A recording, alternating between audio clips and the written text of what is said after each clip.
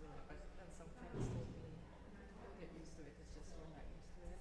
We lived in a third floor walk up, and I did get used to it, but I stopped buying a lot of groceries. And that's Oh when I yeah, learned to stop buying a lot of groceries at once. of I course. can buy just a few days at a time and Right. go back Yeah. because Yeah. I'm not making multiple trips at Yeah. group Yeah. flights. Yeah. Yeah.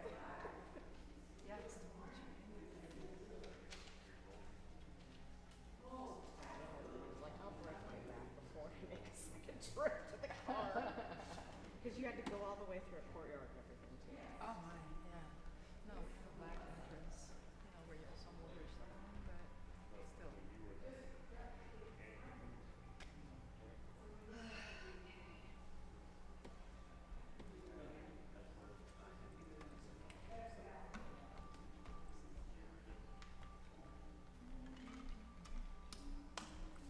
By the way, these mics are hot and they never go off.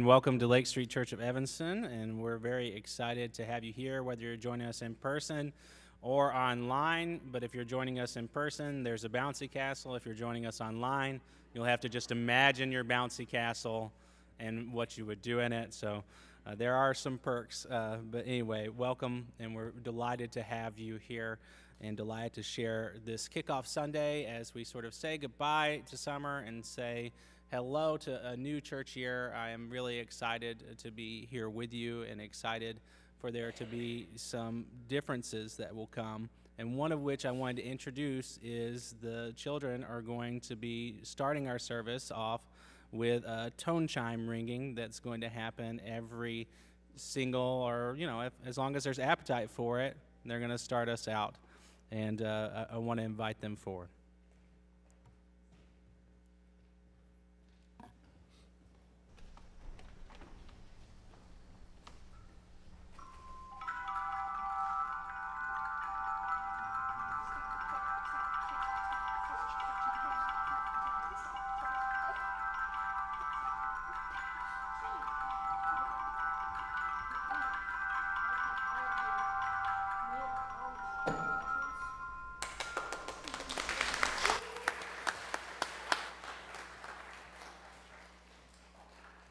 Thank you. Also, you'll see that there are there is one yellow sheet of paper that's going to have some announcements on it.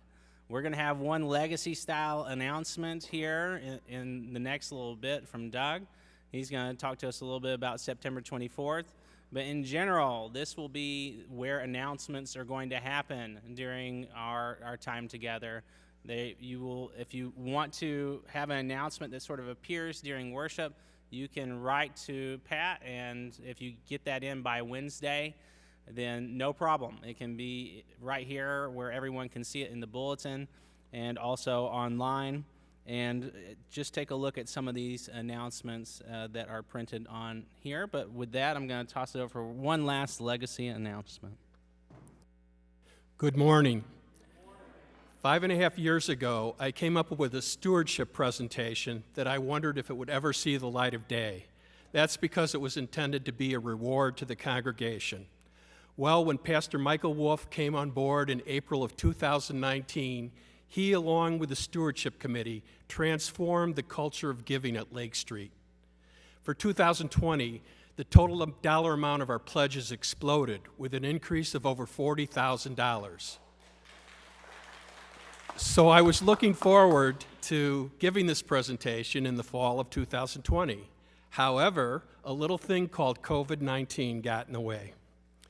Well, the generosity and excellent financial support of the congregation has continued ever since. So I'm looking forward to giving this presentation in 2 weeks on September 24th. It is titled The Religious Journey of Doug Schofield, and it will provide you with the opportunity to laugh both with me and at my expense. To put you in the right frame of mind to maximize your laughter and entertainment, I am requesting that during my presentation, you visualize yourselves as not being in attendance at Lake Street Church, but rather that you are attending Lake Street Comedy Club. That's the spirit. I have another motivation for making the presentation at this time.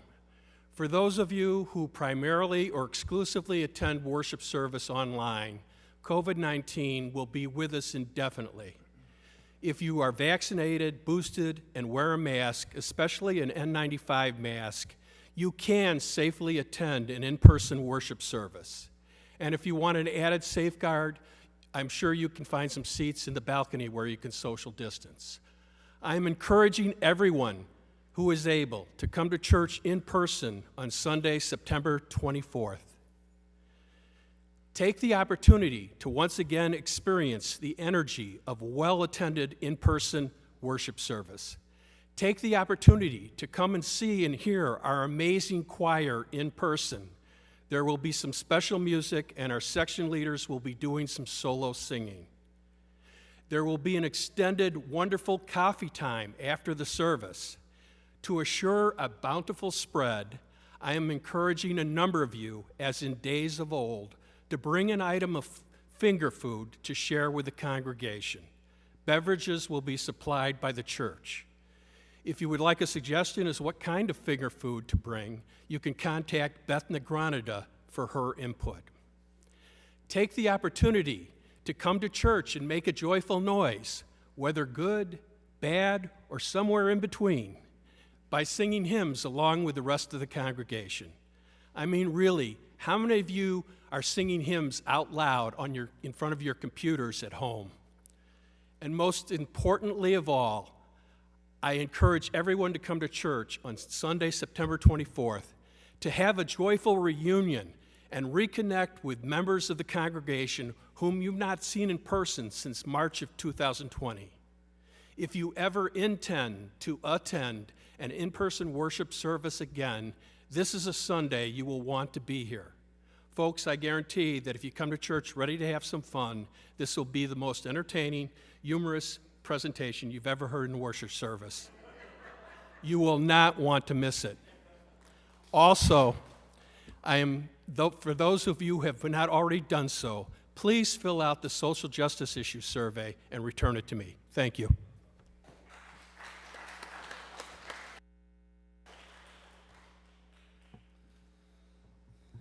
And I want to offer our native lands and reparations acknowledgement that is going to be printed on the back of your bulletin. It will remain printed on the back of your bulletin. I offer it to you as an aid to worship, as a way of understanding where we were and how we were bound to a story and what the next chapter of that story might be. And so I offer that to you as an aid to your worship.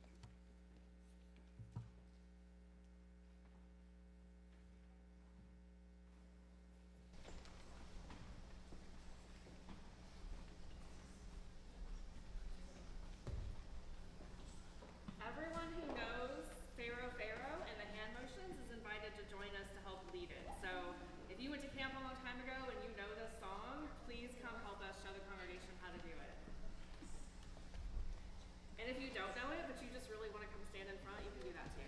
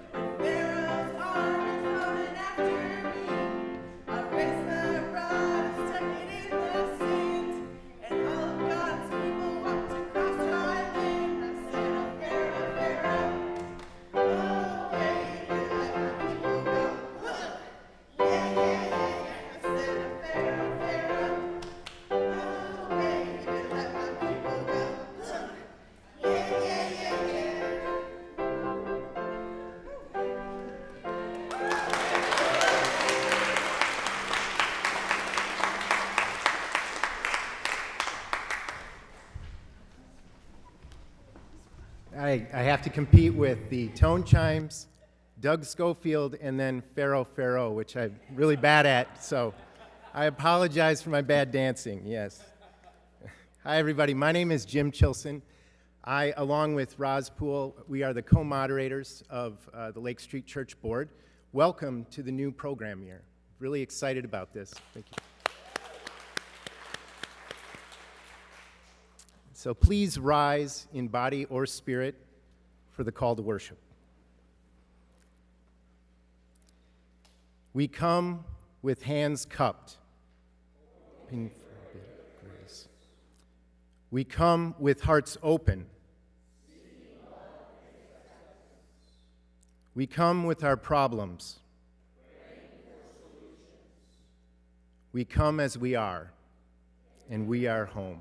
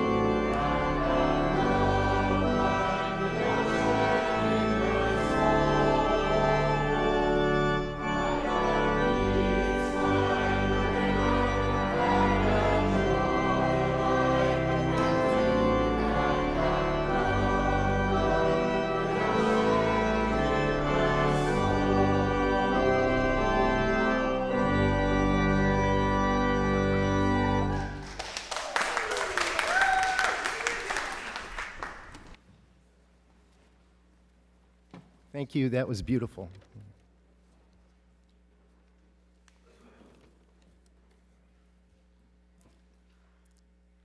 The first ancient witness reading is the Arana Vibhanga Sutta, the exposition of non-conflict.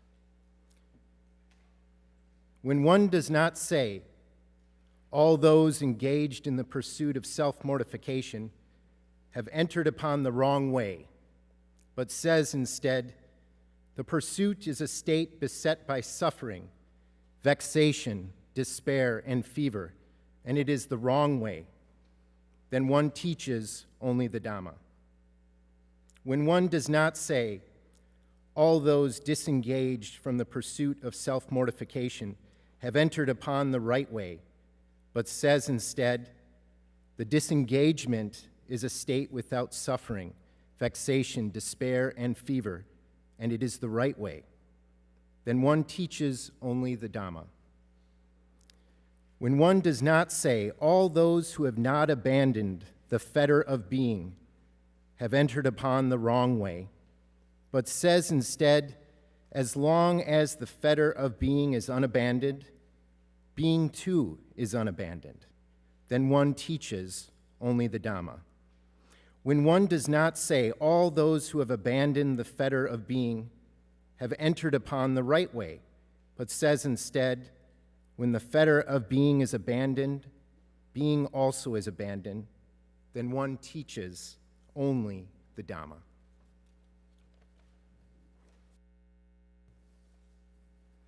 All right, and so every week we're also going to have a moment for wonder, and wonder means two different things in this context. I think that one of the most religious sensibilities that you can cultivate in your life is an appreciation, a thankfulness, and a real sense of wonder about the world. So I'm going to provide something to reflect on.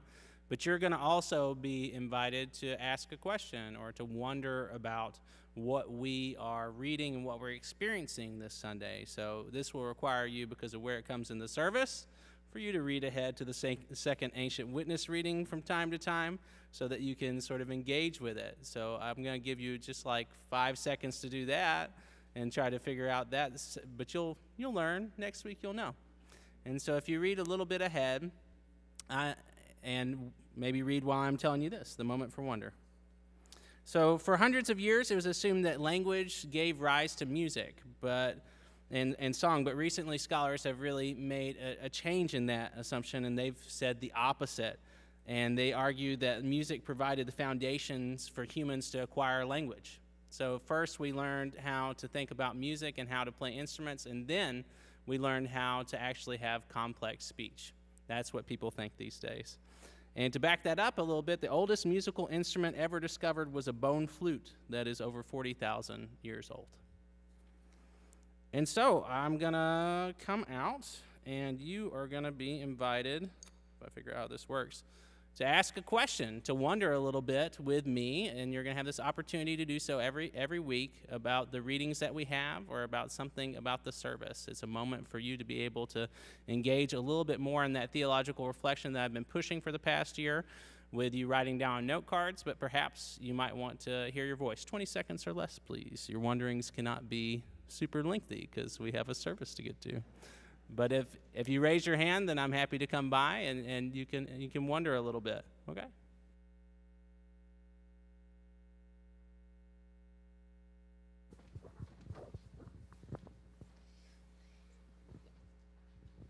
I wonder why dogs chase cats. Okay. There's a lot of conflict in there, so that's good. We're talking about non-conflict. Anybody got something that they wonder about?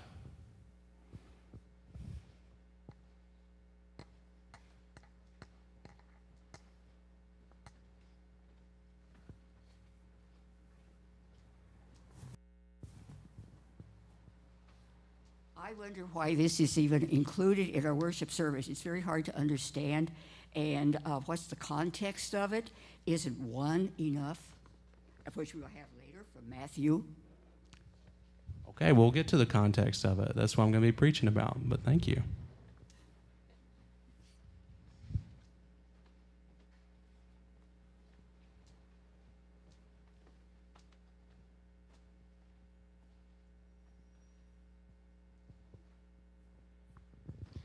I wonder at the power of the sustained tones and how that can affect people.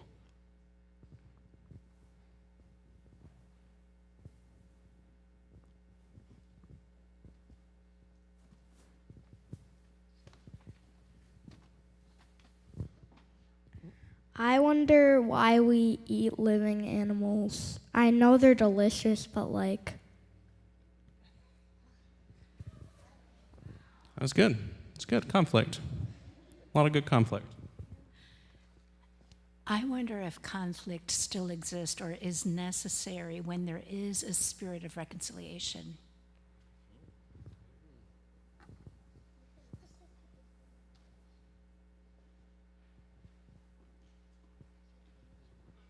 Okay, so I wonder what people get out of self-mortification. okay, great. What do people get out of self-mortification? Lovely.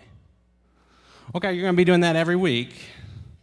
So put on your bold, your bold sensibilities. Ask these questions. Thank you for everyone who participated at the start. I really do appreciate that.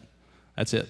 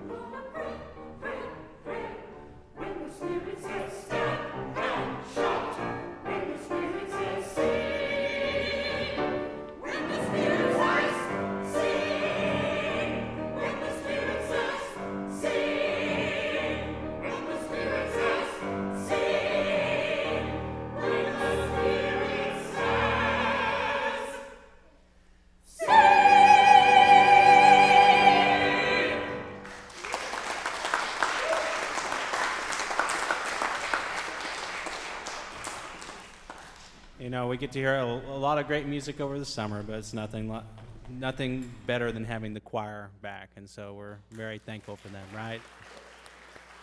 Nothing like the choir. And so now's the time for our children to continue their worship in their classrooms.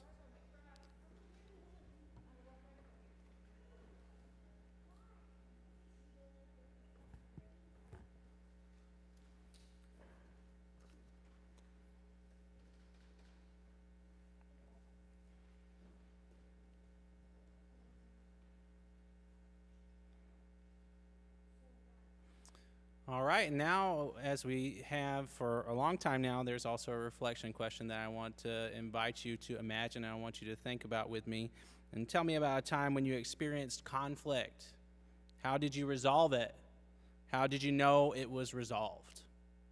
And so if you want to write that response on a card, then our ushers will be around to pick that up for use in the sermon, and I invite you to think with me a little bit about conflict.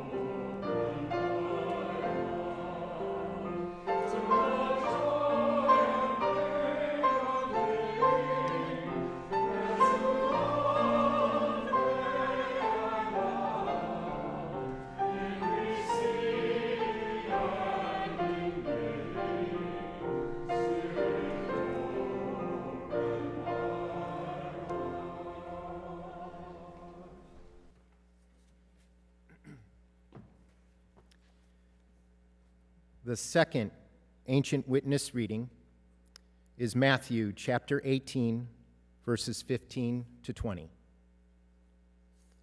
If another member of the church sins against you, go and point out the fault when the two of you are alone. If the member listens to you, you have regained that one. But if you are not listened to, take one or two others along with you, so that every word may be confirmed by the evidence of 2 or 3 witnesses. If the member refuses to listen to them, tell it to the church. And if the offender refuses to listen even to the church, let such a one be to you as a Gentile and a tax collector. Truly, I tell you, whatever you bind on earth will be bound in heaven, and whatever you loose on earth will be loosed in heaven. Again, truly I tell you, if 2 of you agree on earth about anything you ask, it will be done for you by my Creator in heaven. For where 2 or 3 are gathered in my name, I am there among them.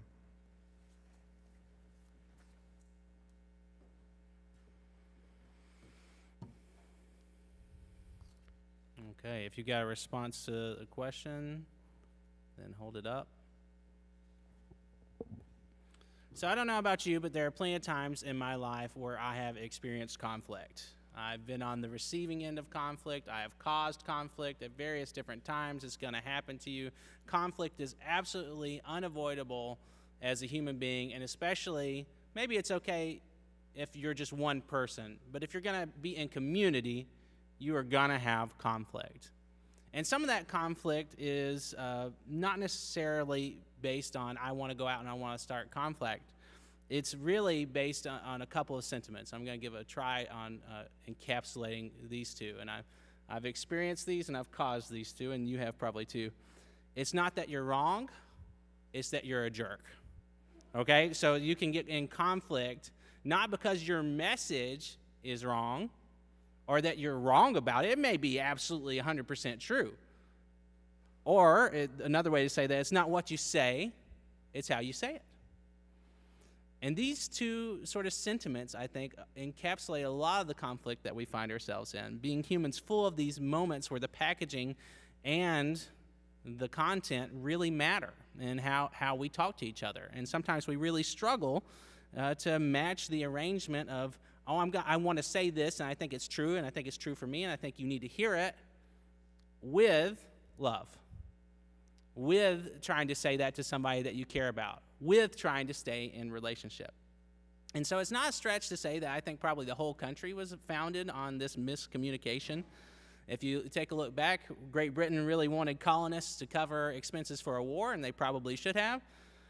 And that might have been true, but they didn't really see them as a worthy conversation partner. And so they were a jerk about it. And so now you have a whole independent country just because we couldn't follow these rules, that when you say the truth, you got to be able to make sure that you're going to say it in a way that the other party can receive it. And so our readings today give us ways to handle conflict. And so the Buddhist Sutta that we're reading, I think, actually encapsulates this very principle. We heard that maybe you struggled to understand it. That's what I'm here for. It's okay. And so if you read that Buddhist Sutta, what you are going to find is it says, don't personalize what you're going to say. So the question is how to teach the Dhamma in a way that doesn't alienate people, that doesn't cause conflict. And if you take a look at it, if you read through, there's different options. You can say the same thing, but there's a couple of different packagings. One of them is to say, all those people who are doing this are wrong, and they have strayed from the path, and this is what's going to happen to them. Another is to say just generally, perhaps these things are good, and they bring about good outcomes. These things are bad, and they bring about bad outcomes, but not these people who do the thing are bad themselves. Or these people are doing the bad thing, or you is a very dangerous word. You are doing the bad thing. And so this entire Buddhist Sutta, it says, the Buddha tells us, don't say if you do X or Y, you're wrong, or that you're the wrong person, but instead just talk a little bit more generally. Instead, just try to say, I'm not going to engage in conflict. I'm not going to make someone feel cornered, and I'm not going to make it so that they don't hear the truth that I'm going to speak. In other words, and I'm paraphrasing here, don't be a jerk. I think the entire sutta can be boiled down to this sort of sentiment. Don't be a jerk. Don't personalize the conflict. Don't make it personal when it's not personal. Instead, keep things and just teach the Dhamma, as the sutta would say. Just keep it to what you want to say. Don't personalize the conflict. Don't wield truth like a weapon or use it to try to make you more powerful, or, and here's the one that we do often, try to make other people feel bad with your truth. Use it to harm.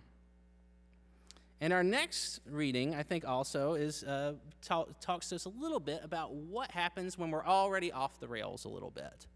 When there's already been hurt, when there's already been confusion, when there's already been difficulty. What do you do when you have some major issue with someone and you don't even know how to begin to address it? If you're like most people, you won't address it. You'll instead pretend like everything's okay, or you'll have some sort of passive-aggressive moments with that person, or you'll just completely avoid them in every way whatsoever. Make sure not to put yourself in a social situation with them.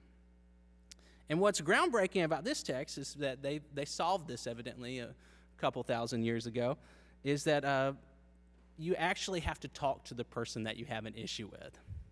I know, radical, right? Very difficult, Obviously, you know that. You're a human being. You know that if you want to resolve conflict and you want to move forward to a better place in that conflict, you have to actually talk to people that you have the conflict with. But it ends up being pretty hard to do that. I know it's hard for me.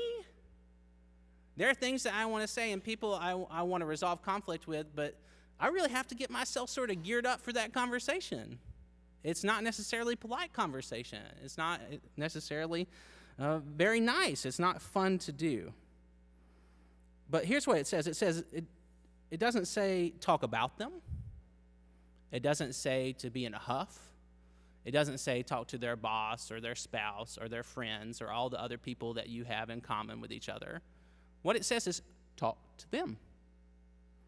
And we know this on some level. This is a fundamental step, though, that can heal much conflict before it ever gets to the points that the reading addresses that are further on down the road.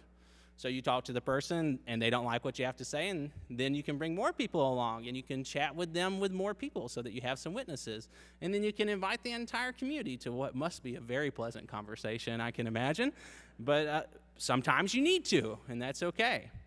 fun fact, what's translated as church was not sort of what's meant. It's ecclesia. It just means community. It came to mean church, but it's the gathered community in some sense.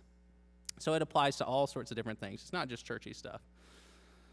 So often we go public or we gossip before we ever address that issue with that person. While it might feel like we're avoiding difficulty in doing it, or perhaps we're blowing off some steam, really what we are doing is making our problems more intractable.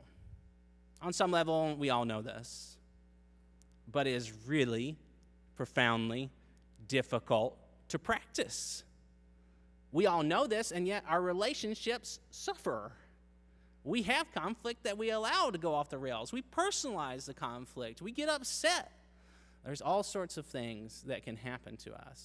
Even though we know probably what a step is that we should take, it's easier said than done. And so the readings really tell us to try not to be a jerk, to practice direct communication and not to personalize conflict. And so often it does get personalized so quickly. It breaks down to this person's my enemy or this person I disagree with, and so they are a problem and we are engaged in conflict. This person's my friend, this person's my enemy. And rather than helping us move forward towards healing, what it does is it makes us really stuck to where we can't access what we really want in the world. But I asked you for visions about how to resolve conflict because honestly, it's not so easy. There's some steps to prevent conflict. I think it's a lot easier to sort of work through the conflict when it's a little hotter sometimes. The sort of mid-level stuff is kind of difficult. And then it's obviously very good to prevent conflict by having really direct conversations. So I asked you for some tips because I think that you probably know.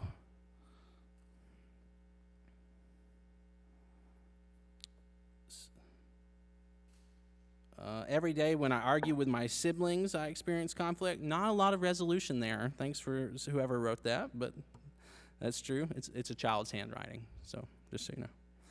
I tried to communicate to the other person on a more personal level. Resolution, not guaranteed, but attempted.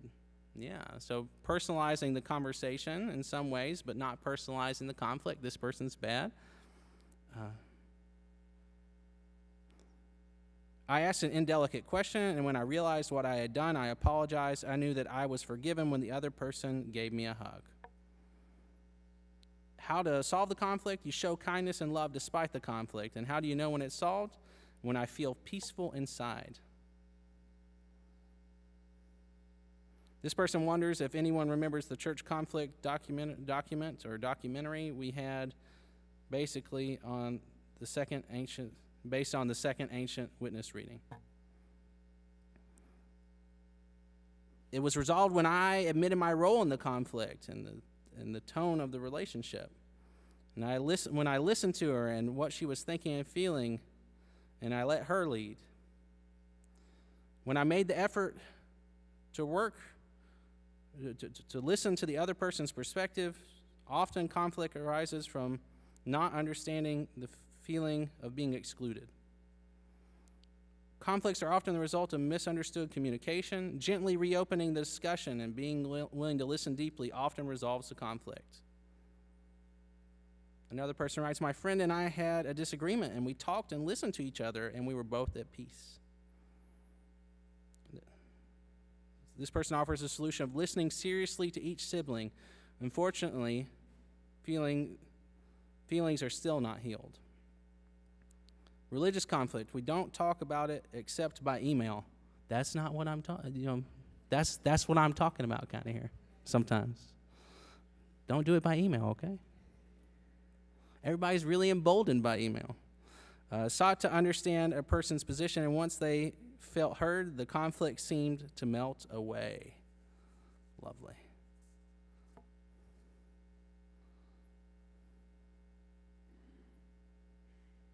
In the midst of a terrible one these past few months with my father, this person writes, they don't know how I'm going to resolve as the father has cut off all communication. Sad. Sometimes there's no way to resolve it, but you know pretty well how to resolve it. You talk to people. You wrote that even before you heard my sermon. See, maybe you didn't even need it. We know these truths, but it's harder sometimes to practice them. We have to talk to people. We have to what came up time and time again? We have to listen.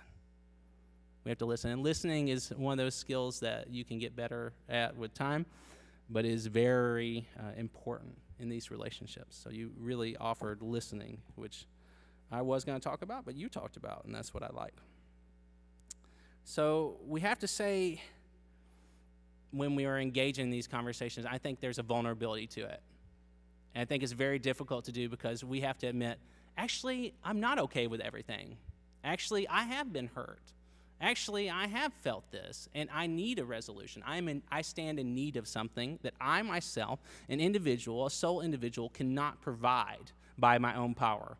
There is nothing more frightening in American life than not being able to provide your own sustenance in some way. There's nothing more frightening to say, I need something, I feel like. And yet that's what happens when we want to resolve conflict. We have to say, we need something. That's really hard to do.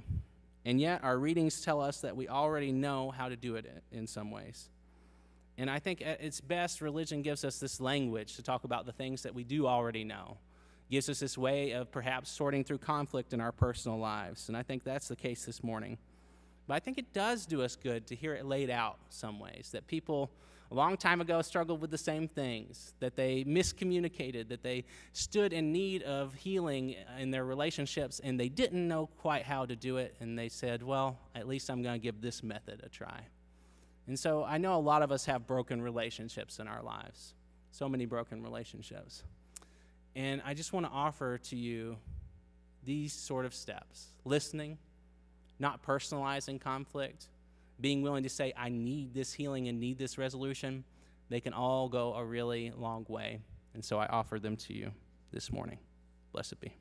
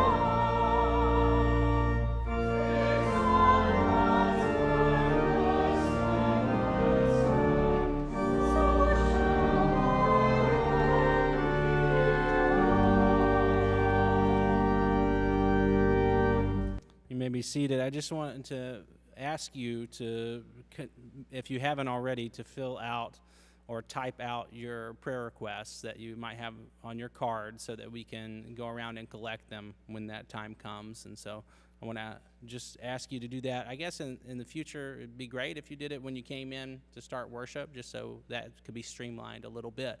So, or at least we'd have a few to start with. That would be great. So I want to invite you to that time, and I want to invite the folks online to fill that out.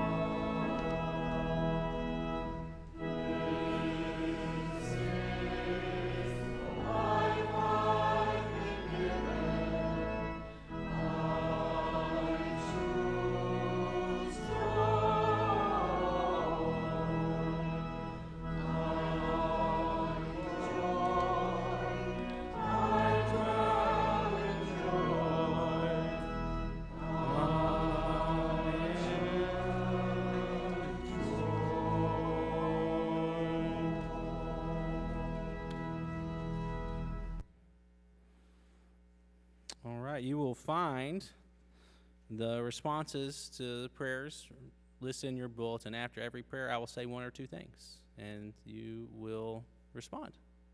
So those are printed in your bulletin. A little bit more interaction from y'all. Making some demands this morning, so thank you. All right, there's a prayer for a friend with a broken rib and a kidney problem. Loving God. We have a prayer for a niece, Christy, to find employment soon and be reconciled to wife and family. Loving God. We have a prayer for Ruth's dear friend who is flat on her back awaiting surgery. Prayers for a full and easy recovery. Loving God. We have a prayer of thanksgiving for the monks and their beauty. Gracious God. May the experience of God's presence be felt by any in need of physical, mental, and emotional or spiritual healing. Loving God. We pray for Inky Dai that she recovers in mind and body to perfect restoration of God's image. Loving God. We have a prayer for a loved one fighting cancer and for her caregivers. And loving God. We have a prayer of thanksgiving for the caring community of Lake Street Church. Gracious God. We have a prayer for Janet as she attempts to manage the conundrum of conflict resolution. Loving God. Let's pray. Holy One, we give you thanks for this day, and we give you thanks for our ability to walk in it. We pray that you will be with all those who are in desperate need of healing, who need you to draw near and to draw close as their next breath. We lift them up to you. We ask for your healing presence in their lives. We ask also that you would be with those who are in the midst of natural disasters like the earthquake in Morocco. And we pray for all those who are in the middle of conflict or who are trying to discern their way out of it. May you draw near to them. May you give them the courage to speak the truth, but also in love, that they might not be a jerk. Amen. And now we move into our time of the offering. So the plates will be passed, and we really invite you to become partners with us if you haven't already, but so many of you are. You are what makes this place able to go. We could not accomplish our goals without you, and so we're very and deeply thankful for your partnership and for you coming alongside us and helping us to achieve what God is calling us to here in this place. Thank you so much for your partnership.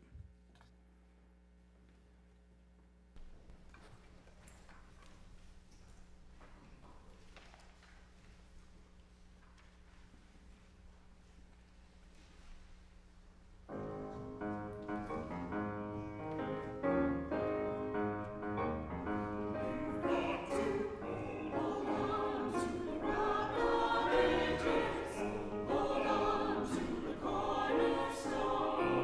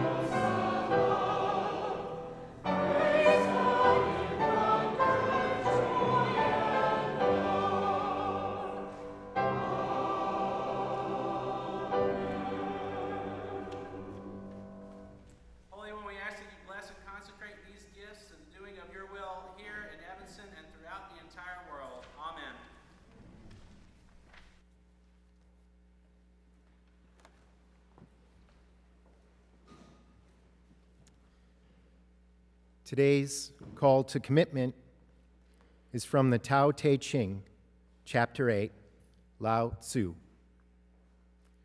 The supreme good is like water, which nourishes all things without trying to. It is content with the low places that people disdain. Thus, it is like the Tao. In dwelling, live close to the ground. In thinking, keep to the simple. In conflict, be fair and generous. In governing, don't try to control. In work, do what you enjoy. In family life, be completely present. When you are content to be simply yourself and don't compare or compete, everybody will respect you.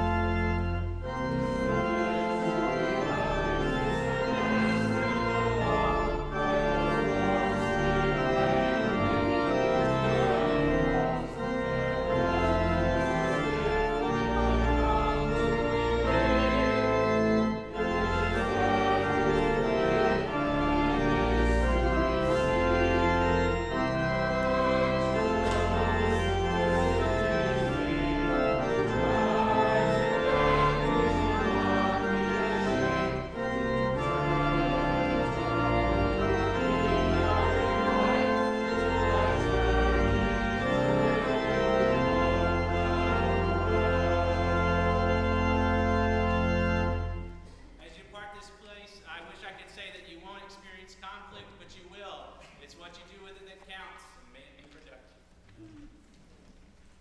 productive.